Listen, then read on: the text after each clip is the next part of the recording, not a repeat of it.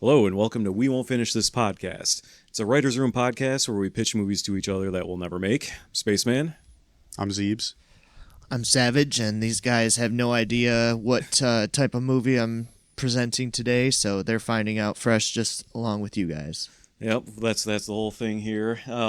But before we start, we have to mention the table. We have a table. It's a good-looking table. We're all happy about the table. It's impressive. I know you know that, but we are huge fans of this table now. Yes. Ties the whole thing together. But anyway, Yeah. sorry, we had to shout out our special guest star, the Yes. table. So, and if anybody is in the chat, feel free to chime in at any point with your thoughts on the movie as we go through it, because Savage is the only one that knows the idea as of right now. He's prepared some notes, and we're just winging it along with you guys. So feel free to jump in the writer's room and help us finish this movie. I think you guys are going to like this one. Okay, what you got for us? This is called Rock to the Future. Okay, I like it already. I'm picturing 80s, like, yes, please continue. So, I like it. Yeah, the summary here, this is a fish out of water story Okay. of an outcast teenage slacker. He's an aspiring rock musician in 1978.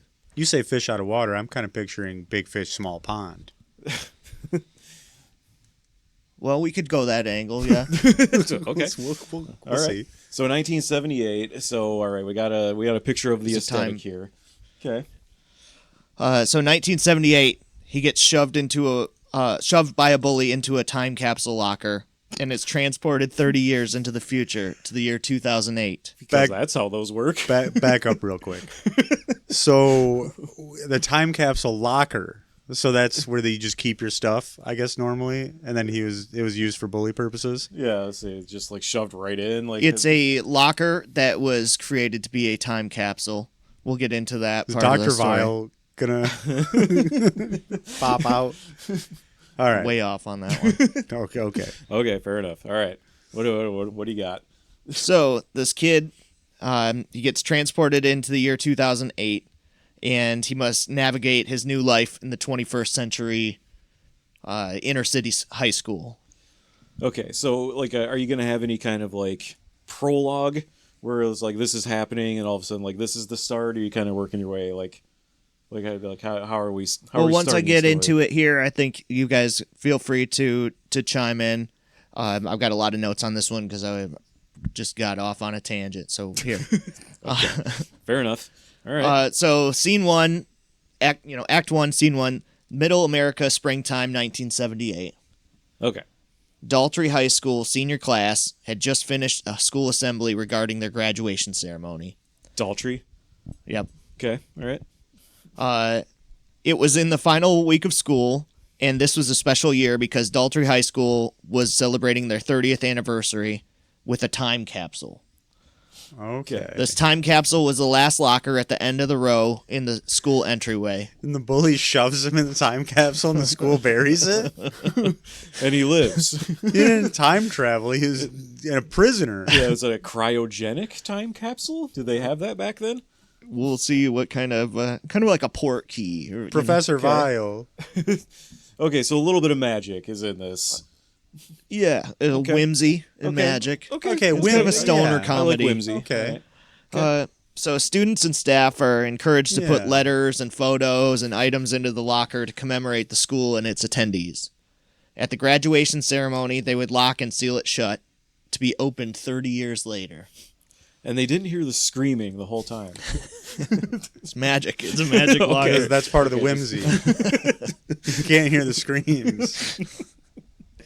So our main character, Robbie St. he loved rock music. It's a good name. Yeah, I okay. like it. That's a good one. He wasn't listening to the principal as he was lecturing the students. He was drawing band logos all over his class notebook. He has Okay. long hair, huge sideburns, Of course. Yeah. obviously. adoration for all the biggest early metal bands for the 60s and 70s. Bands like Led Zeppelin, Yeah. Black Sabbath, Deep Purple, Rush, Jimi Hendrix, Cream, Steppenwolf, Iron Butterfly, and his absolute favorite band of all time, the heaviest band, Feather. Feather. Okay. You with What me? are their greatest hits? Thought I would like a full list. Oh, got a couple that's coming up here. All right. Got a couple hits. There's a couple of members from Flock of Seagulls broke off. So they're the heaviest band of their era. Okay. All right. So Robbie and his best friend Peter aspired to be like the rock icons that they hear on the albums they would see on the photos and TV. Robbie dreamed to being a guitar god and even has the same model of his idol, feather guitarist Davy Bones. Davy Bones. Feather. Okay, so they have their own brand of guitars? Is that what it Nope, was? the brand, the type of guitar that he's got, it's a 1959 Gibson Les Paul Okay. All right. that he bought at a garage sale for $200. Okay, because I am not a music person. I am dumb. It was it was his entire life savings at the time. In 1978, $200. That was probably a lot of money back then. I didn't even hear it, but I'm definitely going to go back now and take a consideration. So I'm guessing We'll use that as a soundbite. I'm assuming, and they would probably give this away in the trailer, is that the garage sale purchased guitar, that's where some of this whimsy is going to come from. Is there some, like That's a very special spell on guitar. it? That's actually one that a lot of like the famous rock bands from the 60s and 70s would use, and that's like Yes, but considered like the holy grail guitar. there has to be a source of the magic. It's a mojo that's in the... He's asking if the in the guitar wood. channels magic. Mojo. There's something whimsy. special about this A guitar. garage sale All right. purchase Okay. brings the whimsy. At least it's not a monkey paw. So, he's got a 1959 Gibson Les Paul. Robbie and Peter would jam in the basement at Peter's house. That's where they were headed next. So the principal is talking to the class at the school assembly, and he says, "And I want no monkey business next week. I want to No expect monkey you to paws. expect you to be all No on your best feet. behavior." All right, class dismissed, said the principal. So Robbie and Peter walked side by side through the hall. They're belting out their favorite feather song, "Handful of Love." Handful of love. Yeah, Okay. that old tune. Sounds like Yeah. a jam. They're belting it out. Windows down. So Peter says, "Man, how groovy is it going to be to finally see Feather live?" Oh, yeah, it's the 70s. That's right. Yeah, Yeah, we got to kind of Had stick to, with had the to reel it timepiece. back in. Had to it's remind us. gonna be far out. It's far if I out. had to guess. Yep. I can't believe they're playing our home state the day after we graduate. Exactly 1 week from now, we're leaving this school in the dust. And I finally get to see how Phil Spencer plays that bass line on Perpetual Stew. Oh, yeah, they didn't have YouTube. Yeah. You had to go see it for You had to- yourself. Yep, How's you had he to doing watch it? them how they did it. So, like, all right, they had 8 tracks, but, like, what the hell even is an 8-track? I've never seen one. Have you guys seen one? It Like, looks They like had there was a, cassettes back then. okay, well, they- fair enough. what It is was What's like an 8-track? vinyl records. an 8-track so looks they were like popular. a big, like almost like game cartridge, Okay. like an Atari game or something, and they would go bad too. All these things get broken at some point. It would just eventually and then that's It was larger than a cassette but smaller than a VHS. yeah. Yeah, I've always heard of them, but I don't feel like I've ever seen a picture of one, which is kind of weird. No, well, Just when you think of it. my dad used to have some 8-tracks in his car, and I remember them just going to shit a lot. And then CDs come out, and you go, "Oh, this is the future," and then they get scratched, and you go, "Ah, this went to shit." Yeah. Everything does that. Remember, like, the first generation of CD players? Like, how, Oh, yeah. how they would just skip all the time. Then they kept having more and more, like, skip protection. Yeah, And I- then there was MP3s. I remember it got to the point where like you'd be riding the bus and it'd be like a challenge of somebody'd have like a 60-second skip protection and be like, try and make it skip. Right? You know? I know, and they looked It just very chucks durable. it down the bus. All right, sorry. Like, I just throw didn't it know out what an the 8-track window. was. So Peter says, "How cool is it going to be we get to finally see him live?" He's slapping air bass and bobbing his head enthusiastically. Robbie imagined what it would be like to be in the crowd in the front row with the lights shining, amps cranked to 11, their heroes performing in front of them, all the fans screaming their name, the roar of the audience as the band ends a killer live version of their song "Hungry Dog." Hungry Dog and Handful of Love. Do you have any, like, Perpetual hooks? Stew. Oh, yeah, Perpetual. Do you have any hooks from any of these that you'd care to sing for us? Well, if you come up with some, feel free to. You could do a barbershop trio. Yeah, it just doesn't work. I don't like it. Oh, it'll work. I'll fill in the gaps. So My harmonization. At the show, the band gets done playing their song "Hungry Dog." Guitarist Davy Bones takes 3 steps forward to the front of the stage. Suddenly, the floor gives way. He falls through the hole with a crash. Right into the time capsule. God, so Davy Bones is dead. Yeah. The show stops abruptly. Oh my God, he's dead. The band looks all around at each other and they shrug. Are you telling me that the front man of Feather He's the guitar broke player. through the Davy stage The guitarist. Yeah, guitarist was Davy too Bones. heavy for the stage? It's just riddled with irony. Yeah, it might have been like just a fault from the stage crew or something. Yeah. It was like a loose floorboard or something An that old- broke no. through. Shitty venue. Somebody set him up. Yeah, let's dig into that a little bit. This sounds like a setup. I smell. Do you have any enemies? Girlfriend? Yeah. What's the story? Did he owe anybody money? Yeah. So he falls What's his through with a financial crash. situation? The show stops abruptly. The band kind of looks all around at each other and they shrug. Fuck it, he's dead. Let's keep playing. The singer, Miles Sinclair, says to the audience in a British accent, "Well, the show must go on. Can anyone here play the bloody guitar?" It's decent. Robbie raises his hand in the front row. His jaws drop in disbelief as they pull him up onto the stage. They strap a guitar around his neck and he plays a big power chord. The crowd cheers. Robbie rips a few signature solo licks and the band and the crowd eat it up. Robbie, Robbie, They know his name? Robbie. Somebody gonna help Robbie. Davy Bones? Yeah, he's just dead down They there. all cheer and he basks in the glory. Nobody called an ambulance or anything. Robbie. No, they just start crowd surfing him. It's just lifeless corpse. Somebody started helping up. He goes, "Oh, thank you," and then they just start passing him around, jostling him. Peter says, "Robbie, Robbie, Robbie." He finally snaps out of the daydream and realizes they're still in the school hallway.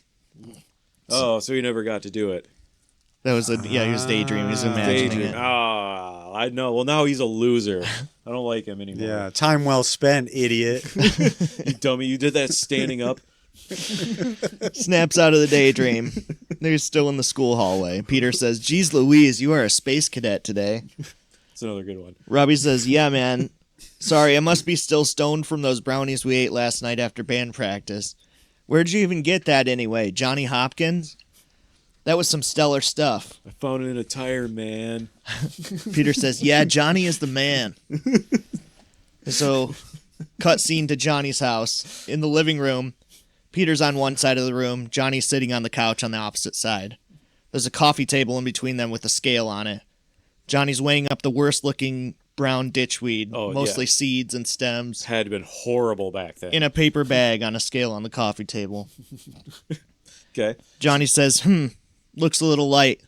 He grabs a spray bottle full of water and squirts it several times into the paper sack, dousing the product in the bag until it's heavy enough on the scale. Well, that's rude. There you go. This qualifies. Hands the soaking wet sack to Peter, who happily accepts it. "You're the man, Johnny." Some loves moist ass drugs here. Thank you, man. So it's fresh, it's still wet. He's like, he sprayed it right in front of us. Why does he have a bottle specifically for it? It's Oh like, yeah. Nope, Johnny's the man. So cut scene back to the two in the hallway. Robbie says, "Wait, man, there she is. Janice Chambers. She's a stone cold fox." Peter says, "You've been hot for Janice as long as I've known you. Just go over there and ask her to go steady." So can "Hot for Janice" be a song? I like that. I We'll have to come up love with that that one. for one of their songs. So please incorporate it. Sure. I can already hear it. I can do. So Peter's kind of risen him up. He goes, "Come on, man. What would Miles Sinclair do?" Sing that- "Hot for Janice." That's the singer from Feather. Wowing Janice right now, I bet. That was all Robbie needed to hear. He says, "Yeah, man, I'm finally gonna do this." He's got his guitar case in tow. Robbie takes a deep breath and begins to walk towards Janice. She looks up at him, hopefully, and happy to see him approaching. They lock eyes. Robbie's talking to himself. He says, "Yes, you are doing this, man. Just act like Miles Sinclair. Just be smooth, be cool." I really hope I'm not saying this out loud. Right. Just be confident. She's looking right at you. This is your chance. Interrupted halfway through the hallway. Robbie gets grabbed by a bully, Seth Armstrong, popular jock, much bigger than Robbie. How would you say his arms were in terms of strength? I don't know. That's just a typical Medium. bully name, right? All right, fair. I'm picturing very just huge arms, comparative to body. The bully says, "Hey, Slobby Robbie, how about a fruit punch?" And he punches him 2 hard times in the shoulder. That hurts. Yeah. There were wedgies involved at any point here. Atomic. Good guess. We're Good talking. guess. Listen, you're talking about a wedgie from Armstrong. You don't think it's going to be atomic? Yeah. Like, is there anything above atomic? We're gonna find out. I don't know. Oof. All right. He punches him 2 hard times in the shoulder. He says, "You really think a fox like Janice Chambers would ever be into a hair farmer like you? Why don't you cut that mop top, air out the bong smoke out of the basement, and stop being such a feather-loving weirdo with your boyfriend, Peter?" Jesus. He really went there. Yo, this is 1970. They're crazy. Laid into him. All right. And said, "You, Damn. Peter, better have my Spanish report done by Monday morning." He's a slave? See? He's an intellectual slave. Seth trips and shoves Robbie, who stumbles forward, falling onto his guitar case and breaking his beloved axe. No, the garage sale score. Yep. Oh, man. In typical Peter fashion, he runs sprinting away to hide, leaving Robbie to fend for himself. Seth kicks the guitar case aside, picks Robbie back up, and all his cronies laugh. Seth says, "One last edition of the time capsule. Don't worry, Robbie. They'll open it again in about 30 years. So they just shut it arbitrarily for this bully and just never open it again? Or did he just have perfect timing? Stuffs Robbie into the locker and slams it shut. Just like that. Robbie screams and pounds on the door from the inside. Seth high-fives his buddy and Disco struts towards Janice, leaving Robbie trapped in the vault. Damn, he's smooth. Yeah. A picture like Conor McGregor, except to like the Bee Gees. Whoa. I got a nod. What do you guys think so far? Like, I'm setting it up here. Can you have some kind of like psychedelic type thing when he gets shoved into the locker? Or is he just in there screaming for a while?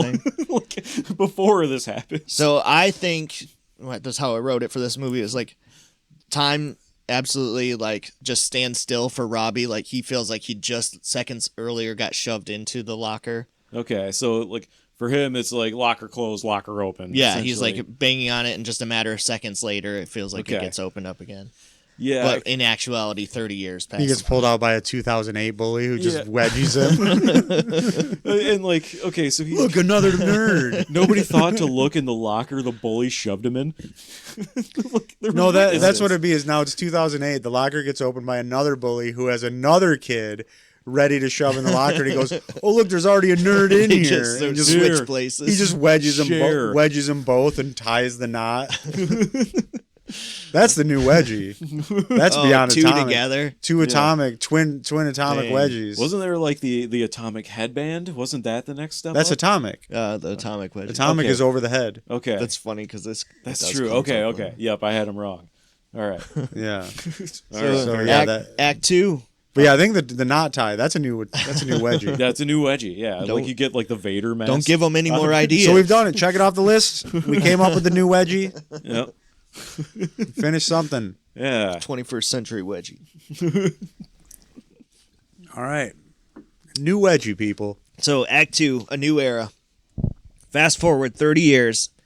It's the same Daltrey High School, but the year is now 2008. School has gone downhill in a very rough inner city school. Can they have renamed it to like, who was that singer? I think he was on like American Idol. Right, like Roger Daltrey? Oh, Daughtry. Yeah, can they rename the school to that? So it's just very Petition. close. So this guy just completely missed Jinkos. Well, that's the thing. Like, it's not just him. like totally different music, but like he's probably never used a computer before. You know, like he's skipped over 30 years. 78 you know? Yeah, he skipped over like mostly cassettes. I'm gonna stand on that one. he went right past DVD, like blew right past DVD. He went from A-Tracks to Mike Jones, still tipping. Basically. You are right. So it's the first day of the new school year. Quite a jump. It's Daltrey High School's 60th anniversary, and they finally open the time capsule. So a small group of the school yearbook students hold their first meeting, and they open it up to see what's in there. And the teacher is like not paying attention. He's not So- happy to be there. So he He's, like, doesn't notice the nerd skeletons. totally disinterested. Yeah, I kind of feel like they could open it and he pops out and be like, somebody on the board remembers, like, dude, that's that kid that Seth Armstrong killed. Like, he got off with no evidence. Yeah, Seth Armstrong's just a hardened prisoner in jail right now. He went to prison for murder. Yeah, for aggravated bullying. Nope, that's the whimsy part of it. No one was that. The magical side of bullying. The whimsy No one is even they really never realized found it the body. That's the whimsy? They finally get it open. Stumbling forward out of the safe is Robbie St. Van, still pounding and yelling as if Seth had just shut the door seconds earlier. The students all gasp. They try to explain to the teacher what just occurred, but he denies it. He dismisses Robbie as probably one of the Magic Club kids or something trying to pull a prank. So he's just written off. Nobody's ever like- seen him before. Probably one of those freakish Magic Club kids pulling Houdini. the wool over all our eyes. It's like, you guys are going to be late for your next class. Now quit screwing around and just move along. So Robbie doesn't know what to do, how to think, or how to act. He stands out like a sore thumb. So he's walking down the hallway. He's got his long flowing hair. He's got bold sideburns. He's wearing his favorite feather t-shirt. Can only imagine the things being shouted at him. He gets stares, whispers, and laughs for looking so out of place. I mean, no one in his age now even cares or listens to that type of music anymore. He was kind of an oddball back in the day. Now he's So hold on. He's popped out of this locker and he's just trying to blend in. They just like basically told him to just go to class. Yeah, they basically told him to go to class, and he's like, "Oh, all right." Okay. He's not like curious about this at all. Like, We're kind of in. It's almost like a reverse Big situation where his old friends probably have like jobs and stuff now. Yeah, they would be like So he 48 years old. He could go run to like a friend's house, and that guy's like has his childhood home maybe or something. Like maybe his mom's there and she's old, and it's like, is Billy here? And they're like, what? Like Bill? Like he lives in Ohio now. Well, we can include that. So the school looks mostly the same, but the students are wild. They're all running and yelling. They're playing loud music in the hallway, spray painting, lockers. what was going on in 2008?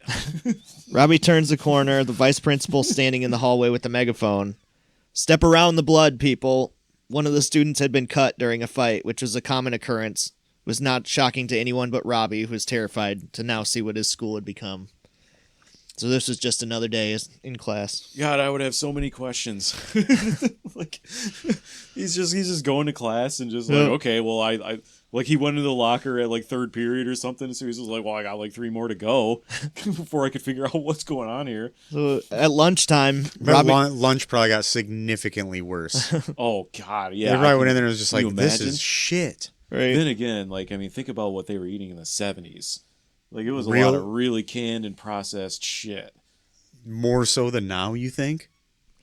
I kind of That's a feel like toss-up. they hadn't That's a quite toss-up. figured it out then. I So feel they like they eating were anything. Like, I feel like they were ignorance is eating bliss. I feel like they were eating real food back then. I feel like it was either really good or really bad. Where I feel like we've got way more in the middle now. I don't know. You know what I mean? No.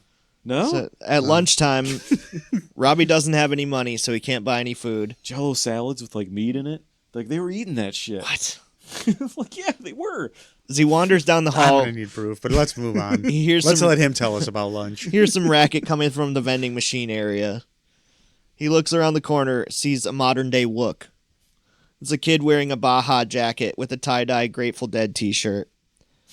The Wook, who's also broke, is squatting down. He's using a tape measure to reach up under the glass, knocking the snacks off their shelves in the vending machine. He would have to think the vending machine is so expensive. Like, if you really think about it, because like Compared to what like he's compared used to the 70s, he would look and be like, "That's 25 cents." Right. Like, are you kidding me? Yeah, a dollar. Like, my God. So the two of It's them a Fruitopia. Two of them lock eyes. The Wook is shoveling bags of Cheetos into his backpack. Sup, dude? The name's Chuckle Bunny. He tosses Rob a snack-sized bag of Funyuns. Keep a lookout while I go for the king-size Milky Way bars on the top shelf. By the way, nice retro feather shirt, bro. Vintage tees are sick.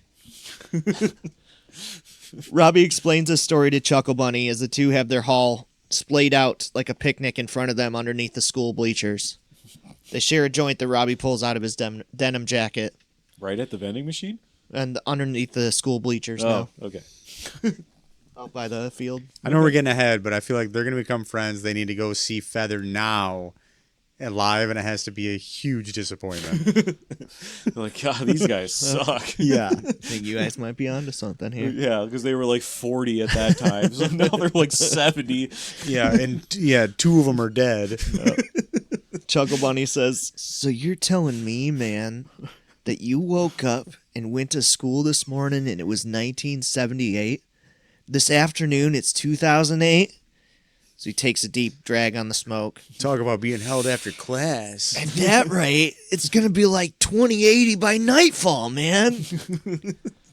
Robbie says, yeah. And the worst part is I had tickets to see Feather live in concert, and I'll never get the chance now. Chuckle Bunny says, well, hey, man. Feather's been split up for the last decade, but I heard they have a reunion tour coming up. The One Last Hurrah tour. Robbie jumped up so fast he banged his head on the bleachers above with a loud bang. I kind of like that he's like way more interested in the school and like going to this concert than like finding his parents.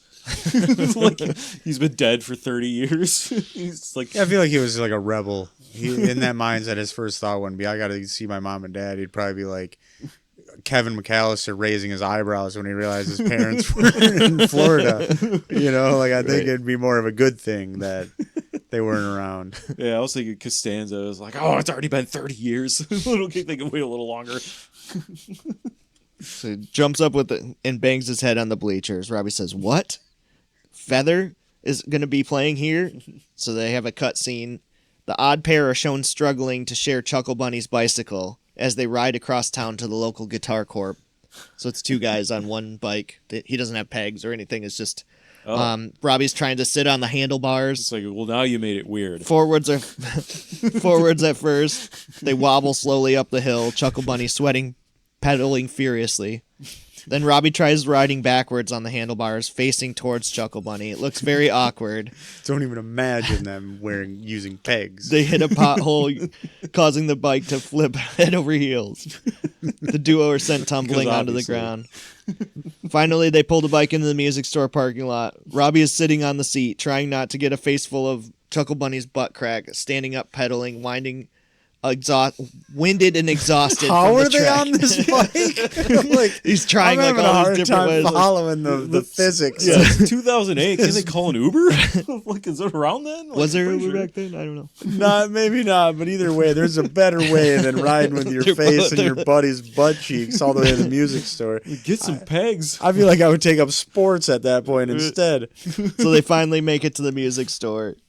Robbie eagerly bursts through the door, and he sees the poster promoting the Feather concert, the One Last Hurrah tour, from the one and only, the mighty Feather. Got a big wet spot down the back of his shorts, but upon a closer look, it's like when Forrest Gump wiped his muddy face on that shirt.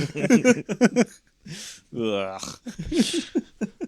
So they had to ride across town together. They just had the one bicycle. So the Feather is... They took a shitty bike. The One Last Hurrah tour. There's opening acts that are going to be determined by a Battle of the Bands competition. And with a flash, Robbie suddenly knew what he must do. He has to form a band to win the battle. To not only finally get to see his favorite band, but open for his heroes would be a dream come true. Yes. Yeah, okay.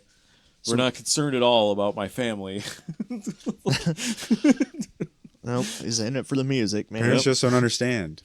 Robbie asked Chuckle Bunny to help him. Chuckle Bunny says, yeah, man, I could help. I've got a sick bass at home. I traded my car for it last summer. Oh, sorry. Sick bass. The sick bass. He's a bass pro, bro. It won't die. I've been meaning to learn how to play bass. Robbie says, actually, I meant help me buy a guitar. I'm pretty limited on funds. He turns his pockets inside out. Where's the Gibson? They got smashed in 1978. So it's just destroyed. Yep, it's gone. They It's shoved him in the gone. locker. He hasn't seen it. Oh, it got shoved in the locker. No, Oh. he got shoved in the locker. Oh, okay. Sorry, I thought you They said broke was it shoved. before that. That would have So been some convenient. janitor pieced it together and sold it. And that janitor became Post Malone. The janitor played by Post Malone. First That'd be person I great. thought of. So Robbie says, "Can you help me buy a guitar? I'm pretty limited on funds." Chuckle Bunny says, "Well, I've been saving up by selling sunglasses and jello shots at the nearby festival campground all summer." He holds up a wad of red and blue stained dollar bills. "But I really should use it to move indoors. It's going to be winter soon." Robbie grabs the cash and walks up to the counter. I can't believe he understands the conversion rate just this quickly. It was like that guitar probably cost him like 30 cents in like 1978. And we were like, I'm going to need $12,000 today. Well, that's kind of where I'm going with this. Okay. Robbie All right. grabs the cash and walks up to the counter. He says, "Excuse me, I'd like to buy a guitar like my old one, a 1959 Gibson Les Paul, just like Davy Bones would play." $200,000. Robbie yells, defeated, as the smug salesman shows him some completed eBay listings for the same guitar he was holding what seems like just hours before. He's trying to ask the salesman what they have that's available that's more in his budget, but there's loud electronic music suddenly coming from a room nearby. Robbie had never heard anything like it. He pushed the glass door open and is hit with a barrage of dubstep wubs and insane sound effects. Oh, that's got to be just awful. In for, air- for someone from 1978. Yeah, never heard anything like that. He's like, well, then, yeah, what's the new cutting edge music equipment? And he goes, right this way. And Right. he's like, what the a video game? There's Ooh. an arrogant-looking kid standing in front of a laptop and a set of DJ turntables. He's dressed in modern designer clothes and has a large iced-out bling necklace that says 3STY. It's pronounced thirsty. Ugh. So Thirsty says, "Yo, yo, yo, it's your Very boy, cool. Ugh. Very cool. Perfecto Armstrong, a.k.a. Thirsty," he says into the vocoder microphone, recording the soundbite digitally onto his laptop. Brr, brr, brr. He hits a sample pad and plays the soundbite back a couple of times and says to the salesman, "Yeah, if this is the best you have, I guess it will have to do. Box it up. And this microphone and these stage lights, too." He tosses an American Express gold card onto the counter, easily racking up thousands of dollars a year without breaking a sweat. And I'm picturing him like arguing with the music store employee, just being like, yeah, he's like, these bass thumps just aren't really wet enough. I don't know, bro. she's not doing it for Like, they're just not really wet enough. Right. Do you have something with more wet samples, bro? Ugh. Oh, I'm trying to make the butteriest beats, if you don't get my drift. Yep. Thirsty looks at Robbie. He says, "Whoa, what is there, a lame cosplay convention in town? Who let Ted Nugent in here?" Oh, that's the worst one. Burn. Robbie says, "Oh yeah, at least I know how to play an actual instrument, not just some computer nerd dipshit." Thirsty says, "I already have a huge following on my Facebook and MySpace, and after I win this battle of the bands, I'm going to totally steal the show from these old washed-up feather hacks." He's got to throw out like a name drop of like a 2008. He'd be like, dude, I'm in DJ Scribble's top 8 on MySpace. Like, you can't fuck with me. Was MySpace still around then? 2008? Yeah, probably on the way I don't out. know. Yeah. Okay. Don't fact check me on this. Yeah, please. It's fine. He said, "Just look how bad they look in this photo." He references the poster. It was true. The rockers were past their prime and did not look as good as Robbie had remembered. He says, "Yeah, I guess it's been a couple of years." Thirsty says, "Yeah, a couple of rough years." Robbie says, "That's enough. Defending their looks. Nobody attacks That's Feather. enough. Feather has more talent in their hemorrhoids than you would ever do, punk. We'll see who's going to win this competition." Thirsty says, "Whatever, loser. Feather sucks. They're straight dog water, yo. They always have been."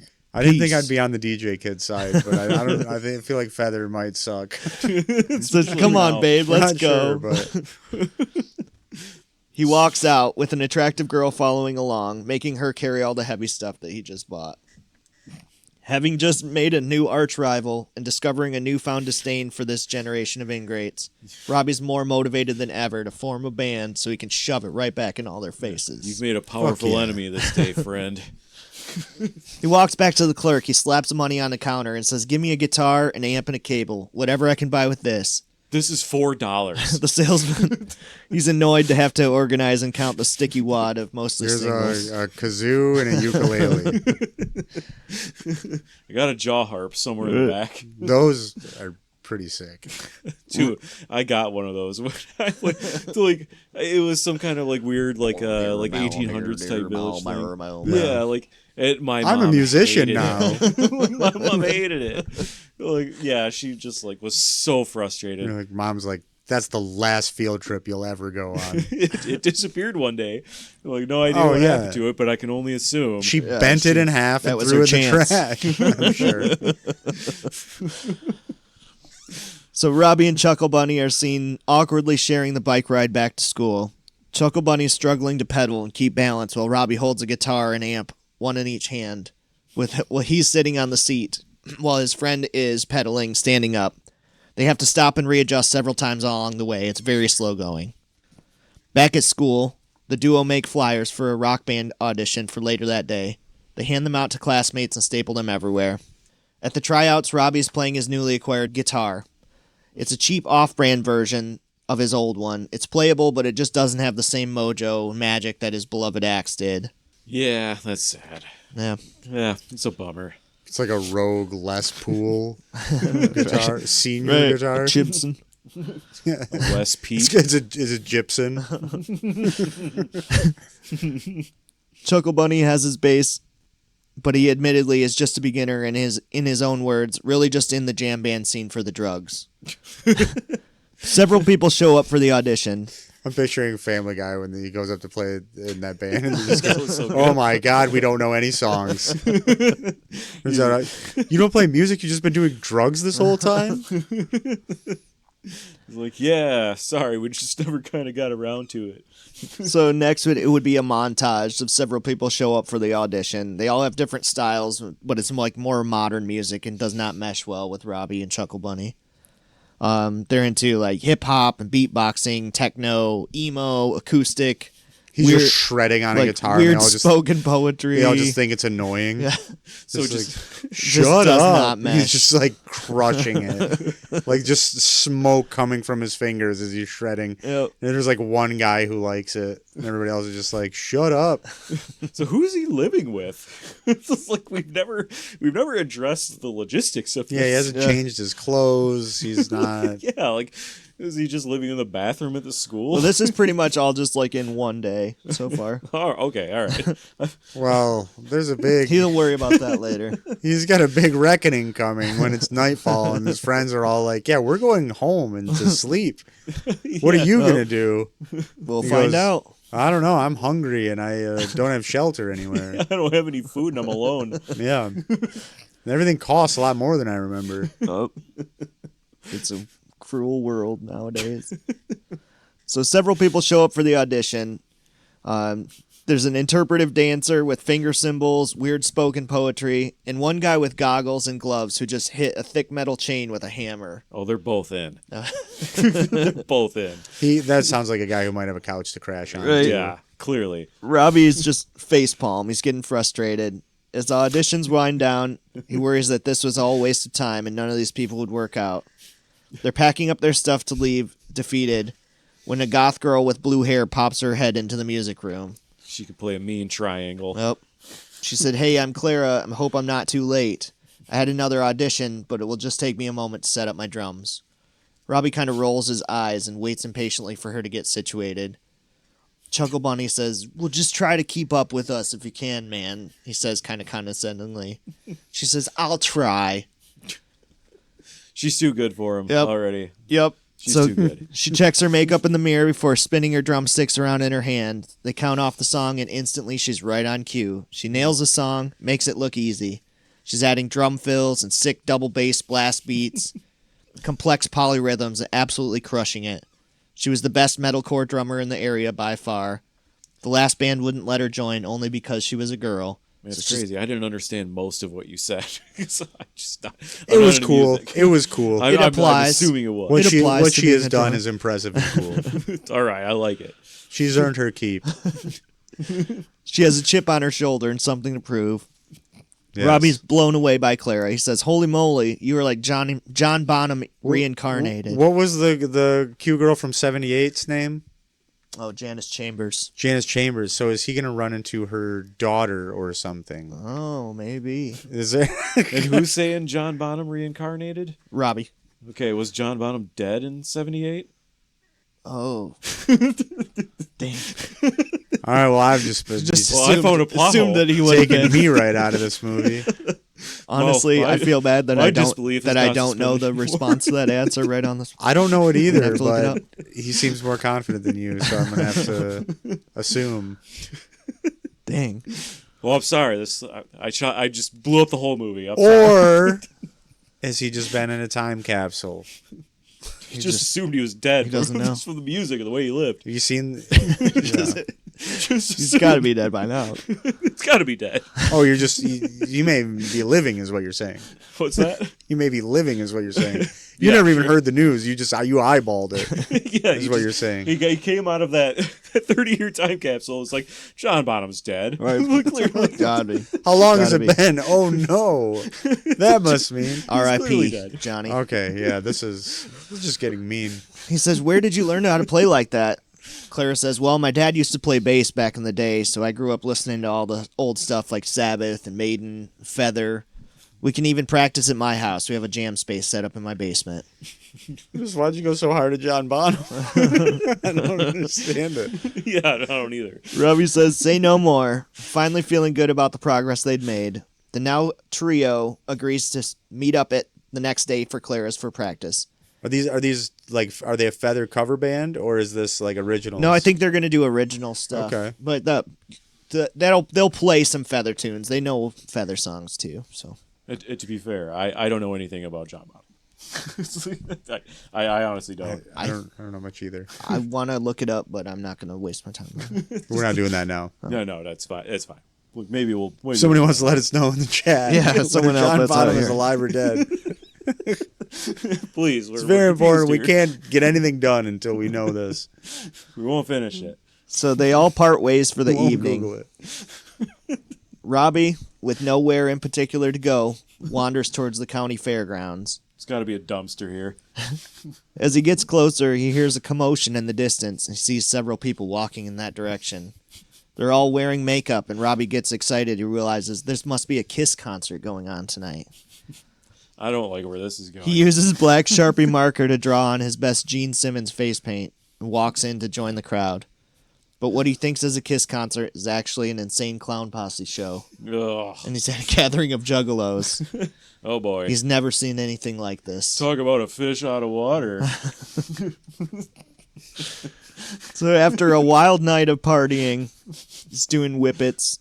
Robbie passed out of the back of a dirty van. Is that what juggalos do? Well, that's the experience. And he's covered in Faygo, I'm sure. Did you ever hear the story of ICP playing in town here? I can only imagine. Well, it's real quick. It was an upstairs venue, and their whole thing is the Faygo, and they spray it everywhere. And a Faygo truck pulled up, essentially, for the show. They spray Faygo everywhere. It was so bad that it was dripping through the ceiling to the restaurant below, who complained about it, saying, like, that can't happen, whatever was going on up there. So they were supposed to play 2 nights in a row, and they showed up the second night, and the guy goes, no Faygo. And they said, well, then we're not playing. It's in our contract. And they left. So they cut it short. They wouldn't do the show. That's That's part of the awesome. experience. They're like, well, that's in our contract for a reason. Yep. Yep. So after a wild night of partying, Robbie passes out in the back of a dirty van. He wakes up covered in Faygo soda with a throbbing headache and a Hatchet Man stick and poke tattoo on his forearm that looks swollen, red, and infected. It is. It is. It Very is. much is. As he's Oh, walking boy. to school from the fairgrounds, he passes through a suburban neighborhood with blocks and blocks of houses. From one of the houses, he hears a faint sound of classical piano getting louder as he approaches. He thought it must have been a recording at first. It was an incredible musicianship. Robbie knocks on the door. A sickly, pale, odd-looking high school kid answers. The kid is well dressed with short combed hair parted down the middle and a shiny black eye. And he's like, and shuts the door. Robbie says, "Hey, was that you playing piano a minute ago?" This still got the Sharpie marker on his face. The boy takes a deep breath and he says, "Yes." He closes his eyes and winces as if he's expecting to get punched in the other eye. He just turns and presents for a wedgie. Yeah. Yes, go it was ahead and me. pull it. Let's get it over with. You're right. I was playing loud enough for a stranger to hear you. I deserve this. Should have been more another day. careful. Robbie says, "Well, my rock band is playing a show in a couple weeks, and we could totally use some groovy keys. Are you interested?" Kid says, I don't know what that means. "Oh, no thanks. My mom won't let me." He starts to quickly close the door. Robbie says, Whoa, man, slow down. What's your story, anyway?" The two talk together on the front porch. Robbie learns the kid's name is Edwin, that he was homeschooled his whole life, and his overprotective parents wouldn't let him play outside with other kids, so he would sit at home and practice piano for hours and hours every day. No one can see you, Edwin. No one can see you. Is he kind of like powder or something? Robbie explained to Edwin how bullies made fun of him, too. "And look at me, I'm kick-ass," says Robbie. He motions how cool he looks. After coming out just a few hours later from a locker. Edwin was just like, "I'll be honest with you, you're kind of lame, bro," and just shuts the door in his face and like just starts playing piano again. Who is that, hun? Oh, some dumbass. I'm gonna go write a song about it on my piano. Says, "Just look at how cool I am. They made fun of me, too. But it's with our music. That's how we get back at them. We shove it in their face, melodically, metaphorically. You shove it in their ears." Our victory comes when it's our band name on the marquee next to the legends like Feather. They realize that they peaked in high school." Feather sucks. Just shuts the door. There's a lot of ways that this kid could just shut the door in his face. He says, "How old are you anyway? You're going to probably be 18 soon like me. You'll be able to make your own choices." Edwin says, "Actually, I'm 22, and you're right. I can't let my dad and mom control my life anymore. I will join your band." He's like, "Oh, never mind. You're a fucking loser." He shuts the door on him. Yeah, just like this pale. He goes, "Oh, this just got creepy." Just- Yeah, this is weird. I don't like it. Oh. Robbie says, "Far out." They high-five, but Edwin's arms are so weak, the force knocks his hand back into his own face, bruising his other eye. Breaks his fingers. He can't play now. At school that afternoon, Robbie's walking past the auditorium when he observes a familiar sight. A large bully and a couple of his buddies are picking on a drama kid for singing in the school musical. What was he singing? To be fair. School musical. It's like, Whatever the... what song specifically? No, I'm kidding. Go ahead. So the bully insults the singer with his lackeys and they dumbly chuckle.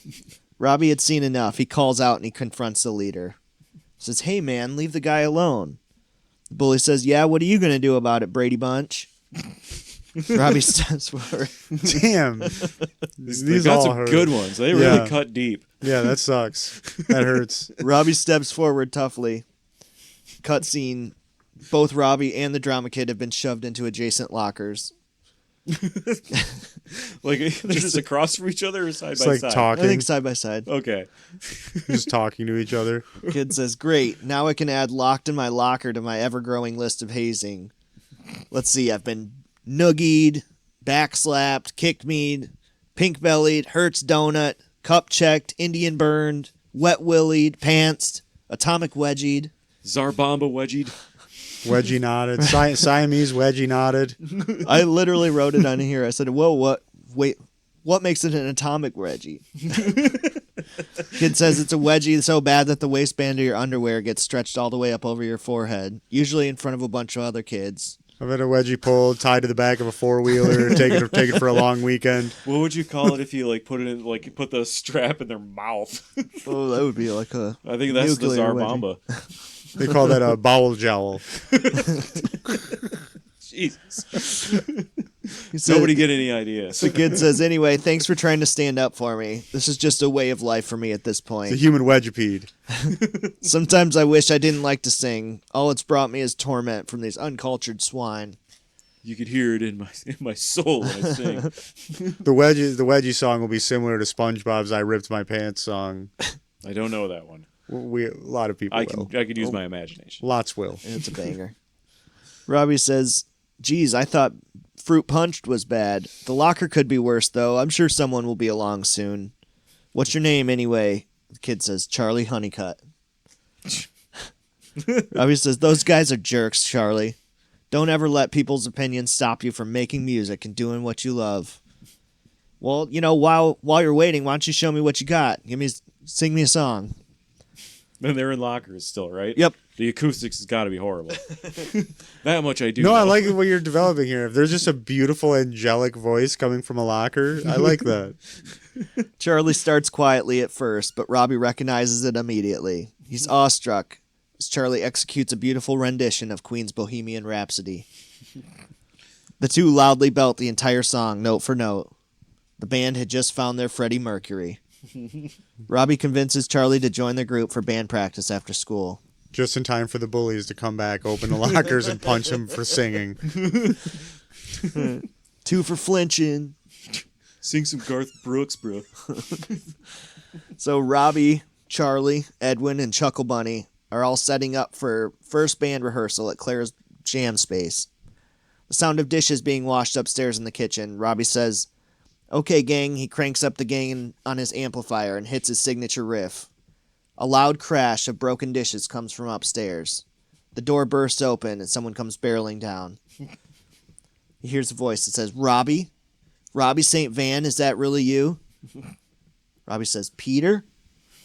Clara says, "Dad, we were just about to have band practice." But the best friends were reunited. Robbie and Peter, they embrace in a big hug. Okay, I was trying to remember who Peter was. It's his bandmate, his best friend from 1978. Yep, all right. Did he ever see Feather? So to Robbie, it's been only... Yes, know. he Yep. did. He's part of Feather He probably, now. probably still went to that show. Turns out he hooked up with a member of Feather and Yoko Ono the whole band. There's no Peter more was Feather. single-handedly responsible for their downfall. They kind of passed Peter around for a bit. So the best friends reunited. To Robbie, it had been only a few days since he was jamming with his buddy. But Peter had aged 30 years. He had a life and he had a family. He aged 30 years and 12. And didn't think they would ever see his friend again. It's still the same day. He started a band, a ragtag group from all different corners of the school. I feel like this is like Wet Hot American Summer. It's like if everybody you talked to in a day, you asked to join your band, and they all said yes. That's good luck. That's good. What are the odds of that? It's the word that's the whimsy. It's the whimsy. There's so much whimsy in There has to be a twinkle He's involved every found the time. ragtag group that's just crazy enough to make this work. What are you doing? Scraping gum off a sidewalk? Do you play triangle? Come with me. You bet your ass I do. Practice tonight. And you, sir, licking that bench. Can you play the cowbell? He has one right More on him. cowbell. Of course I can. Hey, you in traffic. You look like you know your way around a viola. Come No, but my daughter in the back springs up. just playing out the window. All right, sorry. I don't see any problem with that. So the band begins to play their first song. It's an easy Feather tune that they all know. Hot for Janice. They play through it. It sounds very rough. The worst of all is Chuckle Bunny on the bass, who's dragging the rest of the band down. Band members all look at each other as they painfully end the jam. Chuckle Bunny sets his bass down. He kicks up his feet on the couch and lights a joint. Clara says, "Maybe we should take that one again from the top." Chuckle Bunny says, "Why? We just played that one, man." I aced it. You guys need to step up. Charlie says, "Hey, dude, why don't you go grab us some munchies from the store up the road?" He hands Chuckle Bunny $20. By the time Chuckle Bunny got back with their snacks, the band was sounding much better with Peter on the bass. They were tight on the Feather tunes and even working on some of Robbie and Peter's originals from back in the day. They tell Chuckle Bunny he's kicked out of the band, but he can still run their merch table and come to all their shows for free. Just that quick, huh? His friend the whole time. It's an afternoon, I suppose. 6 p.m. day one right now. Yeah, I just remembered he's known for probably like 5 hours. He slept in a van from the ICP show. He's already. So he's known him for possibly 29 hours. He's joined, been kicked out of, and then been reallocated as the merch guy for the band. And he's happy to do so. Yeah. This has all been accomplished. These guys know how to get some shit done. Yeah, I am impressed. They are efficient, if anything. So Robbie's attempting to explain the next percussion part to Clara. Peter says, "Leave it to me." It just goes, boot cat, taco, taco, taco, burrito, burrito, crash. Robbie high fives Peter.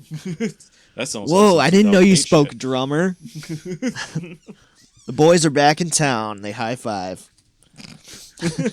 That's their thing. I remember. So Act 3. Do you guys have anything else you want to add to this here?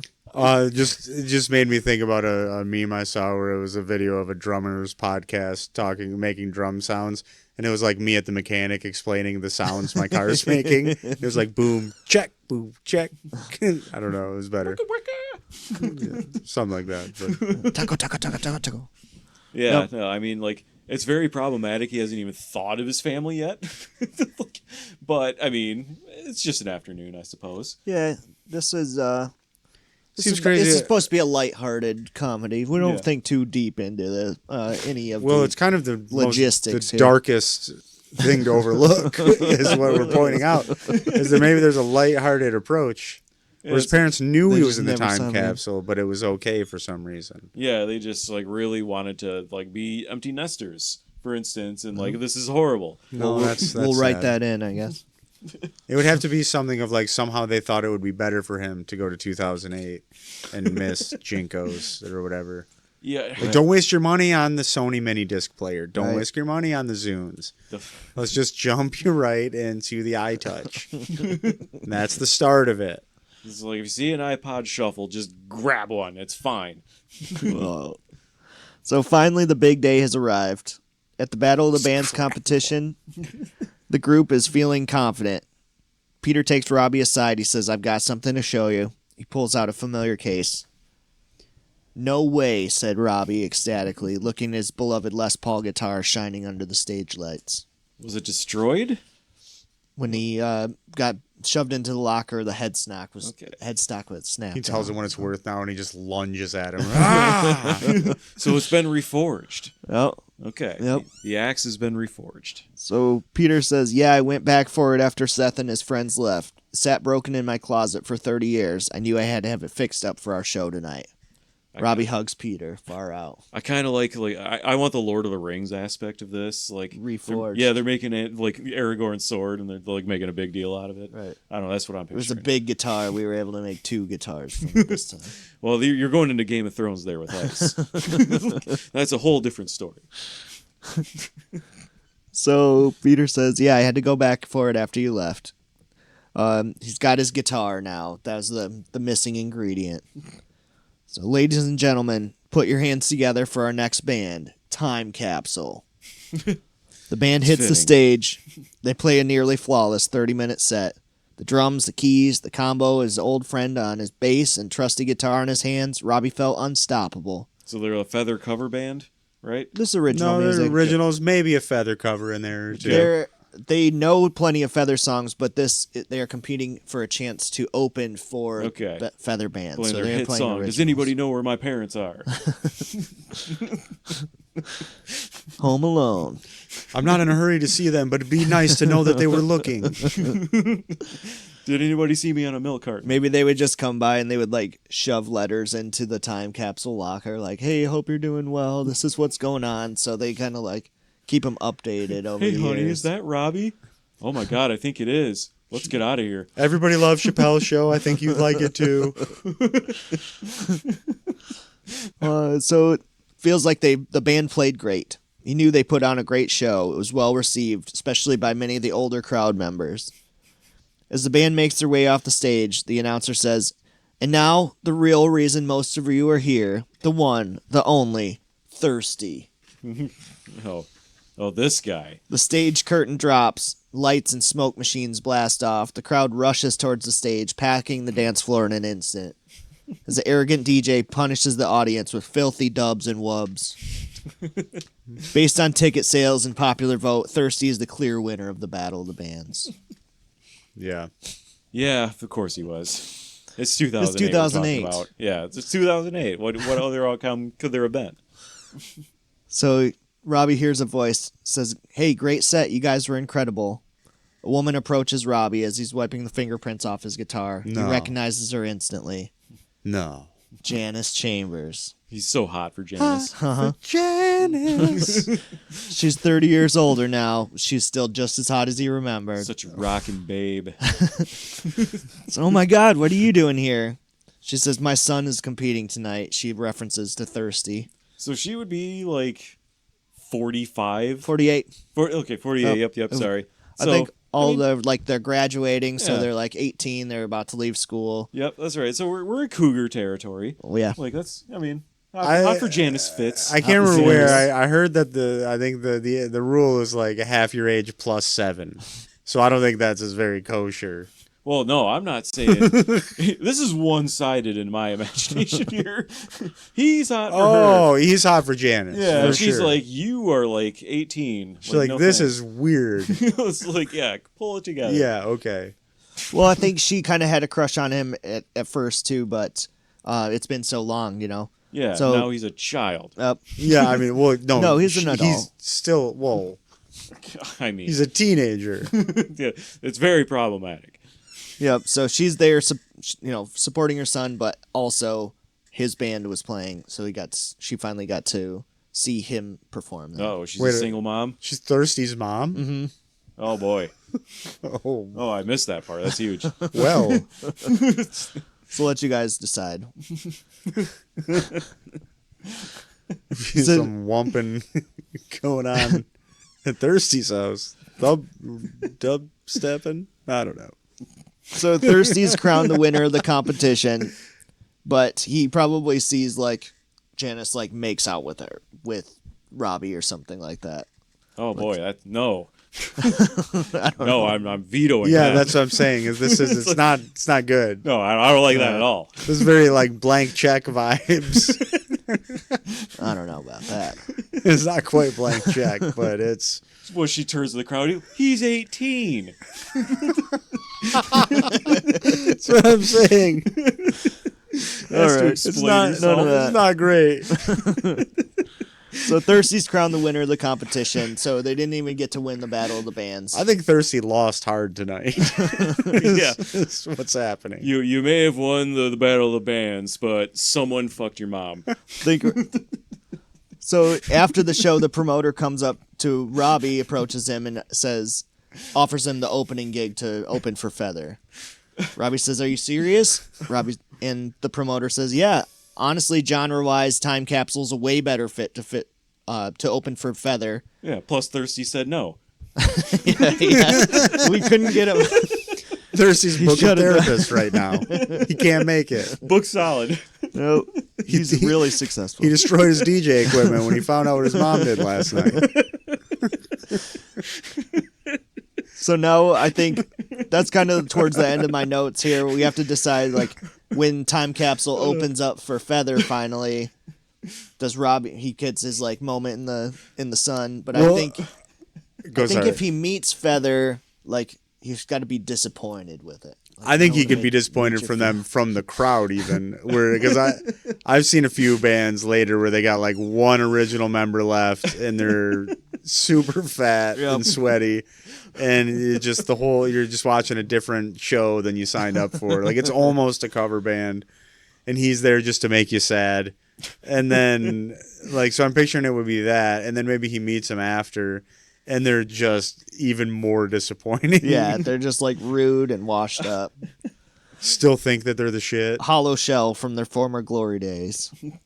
So you said that's like the kind of the end you're picturing, right? Well, I wasn't sure how like we could try to get Robbie to go back in time. I think maybe he's Okay. either stuck here or he goes back into the time capsule to go to another 30 years in the future. I feel he just gets bullied back into it. Well, so that somebody puts him back in a time He capsule. just got and he somehow comfortable goes sleeping back. in a locker, so he's like stand up like a Just opens coffin. the locker And and a, shoves him he in. like a daydreamed. vampire in a coffin.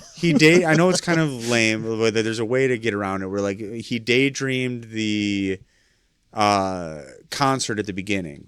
Davy Jones falling through the stage. Yep. So Davy Bones. Davy Bones. He potentially the locker opens. He gets stuffed back in there, getting bullied. The locker opens again. He's back in 78. It's almost like nothing happened. But then there could be the things that some information he learned in 2008 he takes back to 78, but like it registers. He says the right thing to Janice. Or they do go to the feather show and he says something to one of the members where they're like, oh, wow, Davy Bones just broke all his bones. You could come on and play for us because you knew that thing. Or, you know what I'm saying? What like, if he falls back out of the locker like just a second later and he's 30 years older? He's like, well, fuck. I just lost 30 years. He's in 78. So, yeah, he's 30 years older in 78. It only took him a day to get used to the convenience of an eye touch and all the other things. And now he's like, hey, Drax. This is bullshit. All right. No, I think, his band with Peter probably wouldn't have been successful in 1978 because that's what everyone was trying to do. But now that it's 2008 and it's like a nostalgia thing that not so many bands are performing like that anymore. So like it just worked better. It was the right time. It was the right place. So maybe they start gaining some traction with Time Capsule in the year 2008 and kind of like finally get to be his like the rock star lifestyle. Or like, how everybody always, kids, they don't like their hometown or they're like, I should have grew up in a different decade. Like there's those kids that are like, I should have grew up in the 60s. Or Yep, an old so soul. What if all of his 2008 band members get bullied and stuffed into the time capsule? They all come back in 78 and he's like, wow, we're actually in 1978. And within a day, they're like, I'm bored. Like, this sucks. What if he had to do it as a sacrifice? He had to find sacrifices for himself. This could take a weird turn. It's just midsummer. All of a sudden, he has to sacrifice people to the locker. So no, he kind could of picture remain like the 18 in 2008. the Mary Poppins ending where everyone's like, well, you've got a slamming band now. You've got everything that you always wanted. Your guitar's here. Your best friend Peter's here. Like we can just live going forward. And he's like, nope, I'm on to the next thing. Jumps back into the time capsule. And Janice whether is that coming with means me. going forward 30 years or going backwards 30 years, he's just like, well, wherever it takes me. I'm going for 2 Janices at the same time. invest in Pokemon cards. Yeah, I mean, like, That's the goal. He realizes the full potential of the time capsule. He goes, well, I know the ultimate goal of... Got to get that Charizard first edition. 2 Janices. I think a Charizard could get you 2 Janices. Probably could. He's already got his 59 Les Paul that he could sell for a pretty penny. That's true. I like it. I feel like the final touch is that he has to somehow use... He could play it like maybe it was another daydream in the locker or who knows, but he's back in 78 and he uses some information either from the daydream or maybe he did actually go in the future to either get on stage with Feather before they're a disappointment. Maybe they're still awesome back in 78, but he's seen the worst of them and now it's like, no, you guys are still cool. He tells them some things that makes them like, this is how you won't suck one day. And then also, you trust me now. Let me on stage with my Gibson. That's the shining moment. It wouldn't have happened without this daydream time travel situation. Yeah. That's kind of what I see how is like, that's the bow on it. I feel like. Maybe they like go on an extended tour with Feather, but it ends up being like they just steal the show from the guys that are kind of washed up now, and it's time capsule's time now. Yeah. I kind of loved that you just fought me the whole time and never brought his family into it. It's like, just as far as I'm concerned, he has no family. Yeah. We never even saw the homeschool kid with the helicopter parents' family. We did. No families. Yeah, except the one kid he went to high school with, who's now has the practice space. This Where has- apparently he's the guy who's like, yeah, come smoke weed at my house. To the high schoolers, like he's that dad. So. come jam. Yeah, it's Yeah. like, well, we got to cut the Janice storyline because it's very problematic. It's like, it's not good. We could also put in an angle where what was the girl's name that had it was her dad and she had the practice space. Yeah, What was her name? Claire. Claire. So she now has a lot of power over her dad if it comes to like he's like, hey, you can't practice with the band tonight, and be like, well, you know what so and so told me that you guys did in high school? And she'd be like, all right, fine, you guys can have practice. Don't tell your mom. You know, like, Yeah, Peter, he played bass with Robbie back in the day, and then when Robbie disappeared, he found his broken guitar and kept it for him all this time, and had a family. He raised his kid and grew up with listening to the music that he loved, and she became a really good drummer, and just worked out that they could join his band in the future. What a whimsical ending. and Peter was never asked. Did Peter ever? Do you think he would want to play in the band? Oh yeah. You For think? sure. But he wasn't allowed. He was the dad. Well, they kicked out Chuckle Bunny, so Peter was Oh, Peter Oh, wasn't. that's I right, missed it. Okay. Yep. which yeah.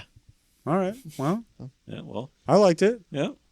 I liked it in classic fashion. We didn't finish it. No, we got a table. Yeah, we do. It ties the whole thing together. I swear. We have a nice So- table now. Very much inspired by a lot of the different like band movies, like Rockstar coming of age stories and stuff uh, like that. Yeah, what is it? I kind of pictured like the reverse of that scene in Back to the Future where like Marty McFly's playing like to the crowd, and they're so they're just like, yeah, we've heard this, like like this isn't special. Instead of, I guess you guys were ready. It's like, oh, I guess you were fucking tired of this shit. Huh? Yeah, I guess you've heard this a million times. I don't know why I picture that from. No, that's Yep. pretty funny.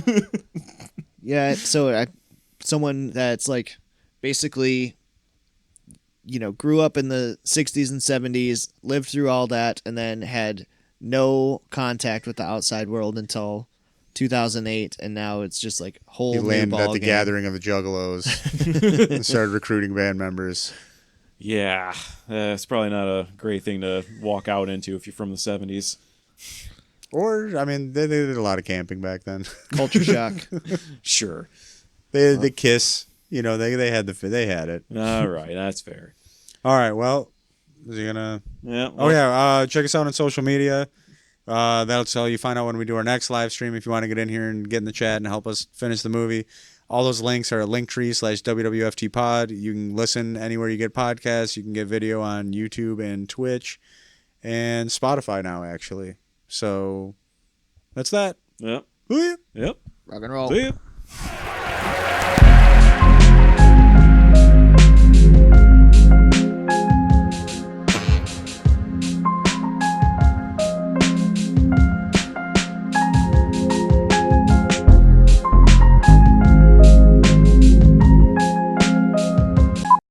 I am dumb.